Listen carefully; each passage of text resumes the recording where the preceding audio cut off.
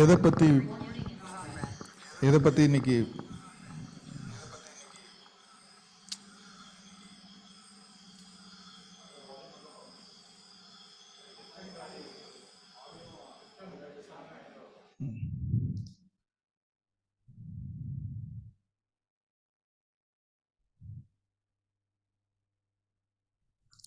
பேச போகிறது வந்து ஒரு குழப்பத்தில் இருக்கும்போது வீட்டில்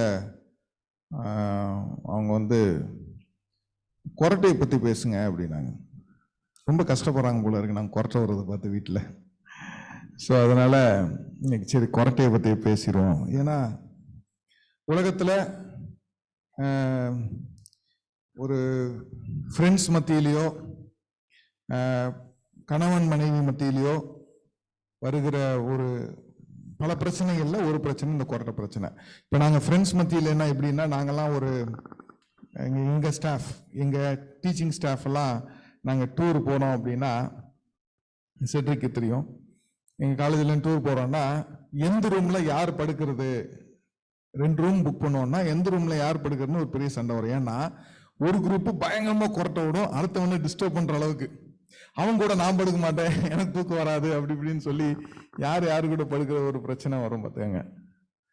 அதனால கொரட்டை வந்து அவ்வளவு பெரிய விஷயம். யார் வந்து கொரட்டையினால், அது கூட படுக்கிறவங்க, அம்மா அப்பா, பிள்ளைகள், ஹஸ்பண்ட் ஒய்ஃப், எதுனாலும் யாரா இருந்தாலும் கொரட்டையினால் பாதிக்கப்பட்டவர்கள் யாரும் இங்க இருக்கீங்களா? தூக்கம் கெட்டு போனது கொரட்டையினால் அப்படின்னு யாராவது இருக்குமா?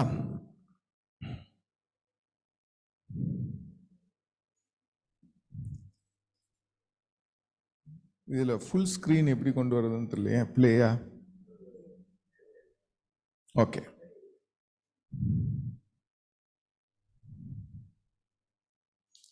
ஸோ இந்த கொரட்டை அவ்வளவு முக்கியமான ஒரு விஷயமா இருக்கு. ஃபாரின்லாம் கொரட்டையினால் டைவர்ஸ் வரைக்கும் போன விஷயங்கள் நிறையா நாங்கள் கேள்விப்பட்டிருக்கோம். இந்தியாவில் கொரட்டைக்கெல்லாம் போனால் திருப்பி அனுப்பிச்சு விட்டுருவாங்க. பட் ஃபாரின்ல வந்து that becomes a major issue in family life. சரிங்களா? ஸோ அந்த கொரட்டை பற்றி தான் இன்னைக்கு பார்க்க போகிறோம். கொரட்டைன்னா என்ன அப்படின்னா, நம்ம மூக்கு வழியோ வாயு வழியோ போகிற அந்த காற்று இருக்குல்ல, சுவாசம், தூங்கும்போது அந்த சுவாசத்தோட அந்த ஃப்ளோ வந்து முழுமையாக கொஞ்சம் பாதிக்கப்பட்ட, ஃப்ரீயா போற ஃப்ளோ வந்து பாதிக்கப்பட்டது அப்படின்னா அதனால வர்ற சவுண்டு தான் வந்து என்னன்னா கொரட்டை. சரிங்களா? இப்போ மூச்சு விடுறோம், நம்ம மூச்சு விடுற நம்மளுக்கு சவுண்டு கேட்குதா? கேட்காது. ஆனால் அந்த மூச்சு விடுறதை வந்து அந்த ஃப்ரீயா ஃப்ளோ போறதுக்கான அப்ஸ்ட்ரக்ஷன் எது இருந்ததுன்னா அதுக்கு பேர் தான் கொரட்டைன்னு வருது. பின்னாடி பார்ப்போம். இது வந்து எல்லா வயதினருக்கும், எல்லா சூழ்நிலையில இருக்கிற மக்கள், பேக்ரவுண்ட்ஸ் இருக்கிற மக்கள் எல்லாத்துக்குமே இந்த கொரட்டை ஒரு சாதனம். ஏழைக்கு தான் வரும், பணக்காரன் தான் வரும்லாம் கிடையாது. ஏன்னா இந்த மக்களுக்கு தான் வரும், அந்த குரூப்புக்கு தான் வரும்னு கிடையாது, யாருக்கு வேணா வரலாம். ஸ்டடி என்ன சொல்லுதுன்னா 45% ஆஃப் த மனிதர்கள், அடல்ட்ஸ், ஏதோ ஒரு நேரத்தில் கொரட்டை தெரிந்தோ தெரியாமலோ விடுறதுக்கான கண்டிப்பான வாய்ப்புகள் இருக்கு. அப்படின்னு யாருமே நான் கொரட்டை விடவே மாட்டேன் அப்படின்னு சொல்ல முடியாது. அவங்க ஏதோ ஒரு சூழ்நிலையில அவங்க கொரட்டை கண்டிப்பா விட்டுத்தான் ஆகணும் அப்படின்னு. ஸோ இந்த கொரட்டை வந்து எப்படிலாம் ரேஞ்ச் ஆகும் அப்படின்னா, ஒன்று மைல்டு சாஃப்ட் கொரட்டை, சரியா? அப்புறம் எப்பயாவது விடுற கொரட்டை, அப்புறம் ரொம்ப அதிகமா சவுண்டோட விடுற கொரட்டையா இருக்கும். இந்த கொரட்டை வந்து டிஸ்டர்பன்ஸ் சில பேத்துக்கு இருக்கும், சில பேத்துக்கு மற்றவங்களுக்கு இருக்காது. கொரட்டை விட்டு கொரட்டை தானே கேட்டு எந்திரிச்ச மக்கள் யார் இருக்கீங்களா? திடீர்னு நைட் எந்திரிச்சு கொரட்டை விட்டணும் அப்படின்னு ஒரு ஃபீலிங் இருக்கும். எனக்கு சில நேரம் வந்து ரொம்ப டீப் ஸ்லீப் ஆயிடுன்னு நம்ம கொரட்டையில நம்மளே எந்திரிச்சிருவோம், சரிங்களா? அப்படிலாம் இருக்கும். ஸோ அந்த மாதிரி கொரட்டை வந்து அவ்வளோ ஒரு பெரிய விஷயம். சரி, இப்போ இந்த கொரட்டைக்கான common causes, okay, common causes of snoring, அதாவது கொரட்டை என்னென்ன அப்படின்னா, வயது 1, வெயிட் அதிகமாக இருப்பது 1, அலர்ஜி, அதாவது மூக்கடைப்பு, அலர்ஜினால் வருகிற மூக்கடைப்பு, அப்புறம் ஆல்கஹால் அண்ட் செடேட்டிவ்ஸ் அப்படின்னு சொல்றாங்க, அதாவது மது பிளஸ் மயக்கம் தரக்கூடிய மாத்திரைகள், அதாவது மயக்கம்னா தூக்க மாத்திரைன்னு சொல்றோம்ல அந்த மாதிரி செடேட்டிவ் ட்ரக்ஸ். அதுக்கப்புறம் வந்து உடலில் நம்ம உடம்புல சில அப்நார்மாலிட்டிஸ் இருக்கும், அனாட்டமிக்கல் அப்நார்மாலிட்டிஸ், அது என்னன்னு பார்ப்போம். அந்த அப்நார்மாலிட்டிஸ் உடல் அமைப்புல வர்ற மாற்றங்கள்னால, அது மெயினா அந்த மூக்கு பகுதிகளில் வர்ற மாற்றங்கள்னாலும் குரட்டை வரும். இன்னொன்னு எந்த பொசிஷன்ல படுக்கிறோம் அப்படின்றத பொறுத்து குரட்டை வரும். இந்த பொசிஷனை ஸ்லீப்பிங் பொசிஷன், படுக்கிற பொசிஷன் வந்து ரொம்ப இம்பார்ட்டன்டான இந்த மாதிரி பிரச்சனைகள்லாம் இருக்கு. எது ஒபிசிட்டி, வயது முதிர்ப்பு, மூக்கடைப்பு, அப்புறம் நம்ம உடல் அமைப்புல வர மாற்றங்கள், இந்த எல்லாம் மாற்றங்கள்லாம் இருந்தா நம்ம படுக்கிற பொசிஷன் வந்து குரட்டை உண்டாக்கும். பொசிஷனை மாத்தினா குரட்டை கம்மியாகிறதுக்கான வாய்ப்பு இருக்குன்றதான் விஷயம். முதல்ல பார்ப்போம் அனாட்டமி, நம்ம அமைப்புல என்னென்ன பிரச்சனைகள் இருக்கு அப்படின்னு. சரிங்களா? இந்த எண்ட்ல அந்த கடைசியில் உள்ள ஒரு படத்தை பார்த்தோம் அப்படின்னா, இந்த பாருங்க, இந்த ப்ளூ கலர்ல ஒரு கோடு போகுதுங்களா? அந்த ப்ளூ கலர்ல போற கோடு தான் வந்து காத்து. சரிங்களா? இது மூக்கு, அந்த பேசேஜ், வாய், நாக்கு, அப்புறம் அந்த இடத்துல என்ன சொல்றது, அந்த காத்து வந்து அலை அலையா போகுதா கீழே, அலை அலையா போறதா வந்து காத்து ஃப்ரீயா மூவ் ஆகல அப்படின்றதுக்கான அர்த்தம். சரிங்களா? ஸோ இந்த மாதிரி காத்தோட சுவாசம், காத்து குழாய் வந்து சுருங்கினாலோ இல்லைன்னா நம்ம டான்சில்ஸ்னா தமிழ்ல எப்படி சொல்றதுங்க, உள்நாக்கா, சிறுநாக்குன்னு சொல்லுவாங்க. அது பக்கத்துல இந்த இடத்துல வலிக்கும் நம்ம தேய்ச்சி முழுங்கினா. இந்த மாதிரி டான்சில்ஸ் அதிகமா பெருசாகிடுச்சுன்னா இன்ஃப்ளமேஷனால, இல்ல சில பேருக்கு பெருசாகவே ஆயிடும் அடிக்கடி இன்ஃப்ளமேஷன் வர்றதுனால, அந்த மாதிரி இருந்தாலும், இல்லைன்னா இந்த நம்ம நடுவுல சில்லு மூக்குன்னு சொல்லுவோமா, உடஞ்சு போயிடும். இந்த மூக்குக்கு நடுவுல ஒரு இது இருக்கும், அது வந்து நம்ம மூக்குல அடிப்பட்ட ரத்தம் விழுவோம், கேட்ட சில்லு மூக்கு உடஞ்சிருச்சுன்னு சொல்லுவாங்க. அந்த மாதிரி இந்த மூக்குல வந்து ரெண்டு ஒரு தடுப்பான மாதிரி இருக்கும், ரெண்டு ஓட்டைக்கு. அந்த அடம் வந்து அந்த செப்டம் சொல்லுவோம். அது வந்து கொஞ்சம் விலகி இல்லைன்னா கோணலா இருந்தாலோ, இந்த அதுல படத்துல இருக்க மாதிரி அந்த மாதிரி கோணலா இருந்தாலும் நேரா இல்லாம உங்களுக்கு வந்து ஸ்னோரிங் விடுறதுக்கு சான்சஸ் இருக்கு. எனக்கு ஒரு தடவை வேற ஏதோ ஒரு காரணத்துக்காக ஒரு இஎன்டி டாக்டர்கிட்ட பார்க்க போகும்போது அவர் மூக்குல லைட்லாம் அடிச்சு பார்த்துட்டு, உங்களுக்கு இந்த மாதிரி விலகி இருக்கு, இல்ல சதை வளர்ந்துருக்கு உள்ள, உங்களுக்கு கொரட்டை வரணுமே நைட்டு. ஆமா நிறைய வருது கொரட்டை, அது அதனாலதான் வருது, அது ஒரு சர்ஜரி பண்ணி அந்த சதையெல்லாம் எடுத்துட்டோம்னா உங்களுக்கு கொரட்டை வராது அப்படின்னு சொன்னாங்க. ஸோ இது வந்து கொரட்டையெல்லாம் ஒரு பெரிய விஷயமா அப்படின்னு நம்ம நினைக்கிறோம். ஆனா கொரட்டையினால் பாதிக்கப்பட்டவங்களுக்கு தான் தெரியும் அதோட அருமை என்ன அப்படின்னு. சரிங்களா? ஓகே, அடுத்தது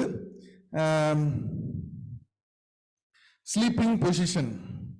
படுத்து தூங்குறது வந்து ஒரு மெயினான காஸ். சரியா? என்ன அப்படின்னா, நம்ம படுத்து தூங்கும் போது நேரா படுத்து தூங்குறோம் அப்படின்னா நம்ம நாக்கு இருக்குல்ல, நாக்கு உள்ள இறங்கிரும். அப்புறம் மேல் தாடை இருக்குல்ல, வாய்க்குள்ள இருக்க மேல் பகுதி, அது பேர் சாஃப்ட் பேலட் சொல்லுவோம். அந்த சாஃப்ட் பேலட் என்ன ஆகுது அப்படின்னா அதுவும் இந்த நாக்கும் சேர்ந்து கீழே இறங்கிரும். இறங்கும் போது இந்த மாதிரி படத்துல மேல இருக்க படத்தை பாத்தீங்கன்னா அது என்ன செய்ய, அடைச்சிரும். அந்த மூக்குல இருந்து போற காத்து அடைச்சு இல்ல மைல்ட குறைச்சு அந்த கொஞ்சமா போற ஓட்டையில காத்து போகும்போது அந்த கொரட்டையாக வெளிவருகிறது. நேரா படுக்கும் போது குண்டாகணும், ஒபிசிட்டி இன்னொரு காரணம் பார்த்தோம்ல, அதோட காரணம் குண்டு என்னன்னா இந்த பகுதிகளில் நிறைய சதை இருக்கும். நிறைய பேர் பாத்தீங்களா கழுத்து பகுதியில் நிறைய, இந்த மாதிரி கழுத்து பகுதியில் பெருசா குண்டா இருந்ததுன்னா உள்ள ஃபேட் அக்கமுலேஷன், உள்ள இருக்க சதைகள் எல்லாம் பெருசாகும் போது அதுவும் வந்து இந்த காத்து குழாய்களை வந்து அதாவது கம்ப்ரஸ் பண்ணி நேரவாக்கி சுருக்கி என்னாகும், அந்த கொரட்டை வருவதற்கான காரணங்கள் இருக்கிறது. அடுத்து ஆல்கஹால், நம்ம மது அருந்தும் பொழுது என்ன ஆகுது அப்படின்னா இந்த தொண்டை பகுதியில் உள்ள மசில்ஸ் எல்லாம் வந்து ரிலாக்ஸ் பண்ணிடுது.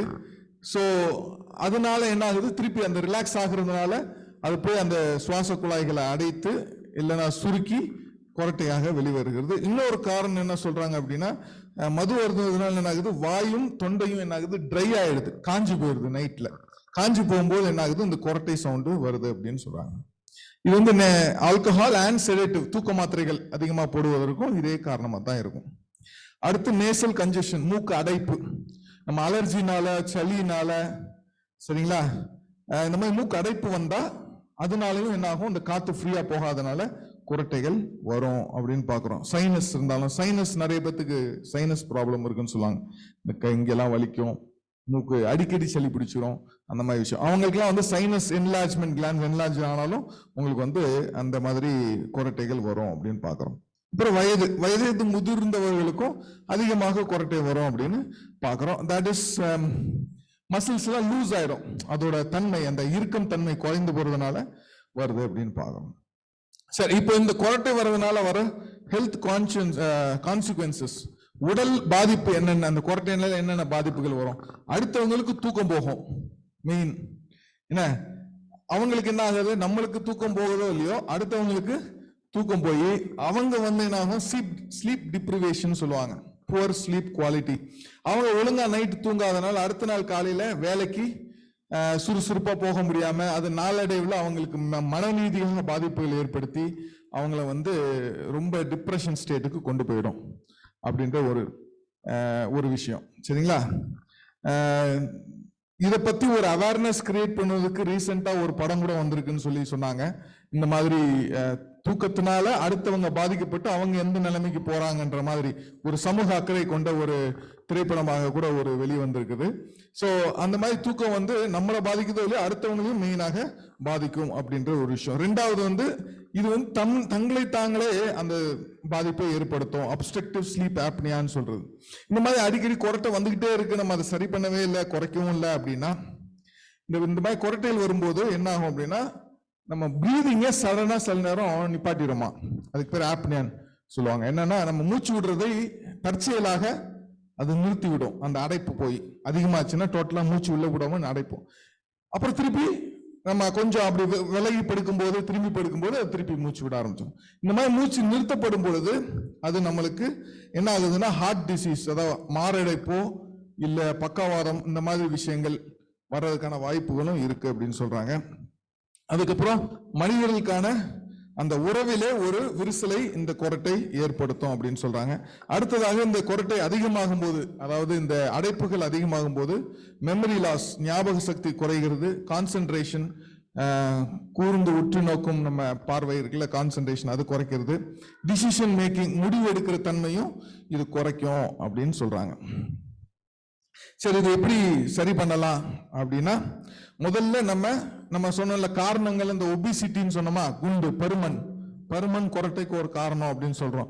அப்ப அந்த பருமனை எப்படி சரி பண்ணலாம் அப்படின்னா, லைஃப் ஸ்டைல் சேஞ்சஸ், நம்மளோட அது தமிழ் எப்படி சொல்றது, லைஃப் ஸ்டைல் மாடிஃபிகேஷன்ஸ், வாழ்க்கை முறையை நம்ம மாற்றி அமைக்கணும். என்ன அப்படின்னா, நல்ல உணவு, அதாவது வெயிட் அதிகரிக்க கூடாத உணவுகள் இருக்குல்ல, அந்த உணவுகள் சாப்பிடணும், நல்ல ஆரோக்கியமான உணவுகள் சாப்பிடணும், நிறைய எக்ஸசைஸ் பண்ணி நம்ம உடல் பருமனை குறைப்பதோ இல்லை பருமன் வராம தடுக்கும் பொழுது இந்த குரட்டையை நம்ம என்ன செய்யலாம், குறைக்கிறதுக்கான வாய்ப்புகள் அதிகம் இருக்கிறது.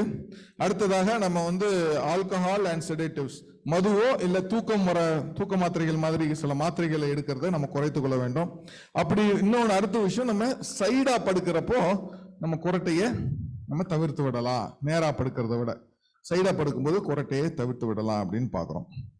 அடுத்ததா நம்ம மூக்கடைப்புலாம் வருதுனால குரட்டை வருதுன்னு சொன்னோமா, அந்த மூக்கடைப்புக்கு என்ன செய்யணும், நம்ம டாக்டர்கிட்ட போய் அதுக்கான எதனால அந்த அடைப்புகள் வருது, நேசல் கன்ஜெஷன்ஸ், ஏதோ சதை வளர்ந்துருக்கா, அது லைட்டா தான் இருக்கா, இல்ல இந்த செப்டம் நான் சொன்ன தடுப்பு கொஞ்சம் வளைஞ்சிருக்கா, இல்ல அடிக்கடி சளி பிடிக்குது, சைனஸ் இருக்கு, டான்சில்ஸ் வருது, இந்த மாதிரி விஷயம்னா அது டாக்டரை பார்த்து அதுக்கான மாத்திரைகள் மருந்துகள் எடுத்து அதை முழுமையாக குணப்படுத்தும் போது இல்லை அதை ப்ரிவென்ட் பண்ணும்போது என்ன ஆகும் அப்படின்னா நம்ம குரட்டைகள் நம்ம விடவும் சரி பண்ணிடலாம். அடுத்து சில பேருக்கு இந்த அமைப்பே அப்படித்தான் இருக்கும். சில பேருக்கு பிறக்கும்போது அப்படி அவங்களுக்கு என்ன செய்யறாங்கன்னா, ஓரல் அப்ளையன்சஸ், டென்டல் டாக்டர், பல் மருத்துவர்கிட்ட போனோம்னா இந்த ஜாலாம் கீழே இறங்கி போய் அந்த அப்செக்ட் பண்ணு, அதை ரிப்பேர் பண்றதுக்கு சரி பண்றதுக்குன்னா அவங்க நிறைய அப்ளையன்சஸ் கொடுக்குறாங்கன்னு சொல்றாங்க. அதை வச்சு நம்ம என்ன செய்யலாம், என்ன காரணம், மெயினா காரணத்தை நம்ம சரி பண்றோம், குரட்டைக்கான காரணம் என்னன்னு பார்த்து அதை சரி பண்ணும் பொழுது நம்மளுக்கு இந்த குரட்டையை அவாய்ட் பண்ணி விடலாம் அப்படின்னு பாக்குறோம். ஸோ இதுல சரி பண்ண முடியாத, இப்போ டான்சில்ஸ் ரொம்ப பெருசாயிடுச்சு, சைனஸ் ரொம்ப பெருசாயிடுச்சு, அந்த மாதிரி இல்ல உள்ள சதை ரொம்ப வளர்ந்துருக்கு அப்படின்னா நம்ம அறுவை சிகிச்சை மருத்துவர் அணுகி நம்ம என்ன செய்யலாம், அதுக்கான அறுவை சிகிச்சை முறையில் எடுத்தோம் அப்படின்னா நம்ம பெர்மனன்ட் சொல்யூஷன் கொண்டு வந்துடலாம். குரட்டை தானே அப்படின்னு அலட்சியமா விடாம அதை நம்ம பாதிக்குது, நம்மளை சுத்தி இருக்கிறவங்களை பாதிக்குதுன்னு நம்ம கண்டறியும் போது அதை சீரியஸாக எடுத்துக்கொண்டு நம்ம மருத்துவ முறையிலே நம்ம அணுகும் பொழுது நம்ம என்ன செய்யலாம், அதை தவிர்த்து நாமையும் நம்ம சுற்றுச்சூழலையும் நம்ம ஆரோக்கியமாக பார்த்துக்கொள்ள வழிவகுக்கும் அப்படின்னு பார்க்கிறோம். இந்த வாய்ப்பை கொடுத்த தேவனுக்கு நன்றி செலுத்திக் கொள்கிறேன். நன்றி.